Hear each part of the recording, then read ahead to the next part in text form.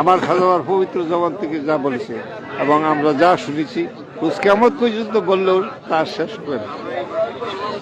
তবে একটা কেরামতি আমার খাজাবা ফরিদপুর কাবলা হুজুর বললেন 2-3 দিন আগে, বাবা তোমাদের দরবারে আমার মাসুম বিল্লাহ সাহেব ছিল, মাসুম ভাই ছিল, তোমাদের দরবারে একজন ইমানদার ব্যক্তি আসতেছে, তোমাদের দরবারে একজন ইমানদার ব্যক্তি আসতেছে, তোমরা সেই ইমানদার ব্যক্তিকে আসবে, তোমরা দেখবা।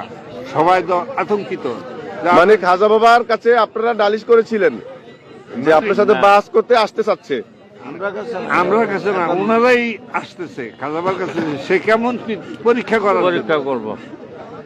করার জন্য খাজাবা সকালে বলল যে বাবা আজকে দুপুরে কয়েকজন লোক আসবে, ইমানদার ব্যক্তি, তাদেরকে আপনারা কিছু বলবেন না, তারা যা করে তাই মানবেন। সবাইকে ডাক দিয়ে বলল। ওনারা আসলো, গেইডে ফরিদপুর গেইডে এসে, বিশ্ব জাকির মজুরের গেইডে এসে দনি দিল, ভেঙ্গে দাও, ঘুরিয়ে দাও আস্তানা, এই বন্ডফিরের আস্তানা ঘুরিয়ে দাও।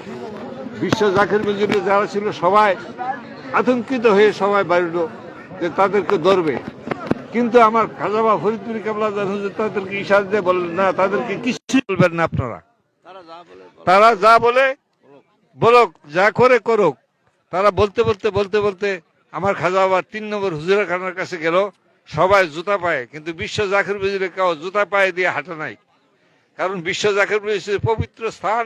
তাই আমরা সেই পবিত্র প্রত্যেক জায়গায় আমরা নামাজ পড়ি, সেই জন্য আমরা কেউ বিশ্ব জাকির মজুরে জুতা পায়ে দিয়ে হাঁটি নাই। ওনারা জুতো নিয়ে যাওয়াতে আমার জাকির ভাইরা অনেক রাগান্বিত হয়েছিল। আমার খাজাবা ইশারা দিয়ে বলছে, না, সাবধান, তোমরা কিছু তাদেরকে বলবা না।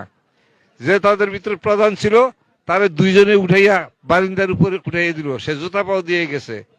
আমার খাজাবা ফরিদপুর কাবলাজান হুজুর কুর্সি বসা ছিল, গিয়া বলছে, আপনি কি 38 ফিট?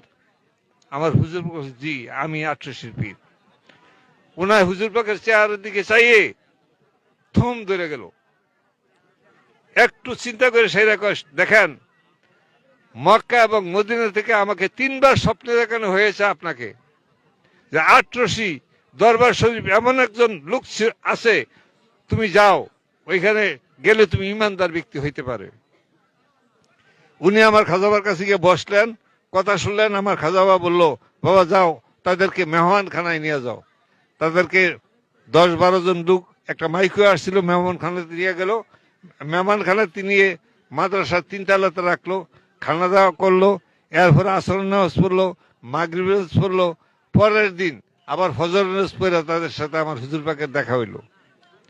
দেখা হওয়ার পরে আমার হুজুর বলল, বাবা যাও, আমি তোমাদেরকে দোয়া করে দিলাম।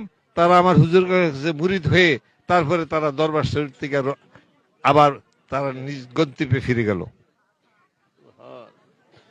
আমার এই খাজাবা ফরিদপুরি কাবলাজান হুজুর সেই পীর এবং সেই আখিরি জামানার মুজাদ্দেদ, আখিরি জামানার মহাকামেল এবং মহামকাম্মেল খাজাবা ফরিদপুরি কাবলাজান হুজুর।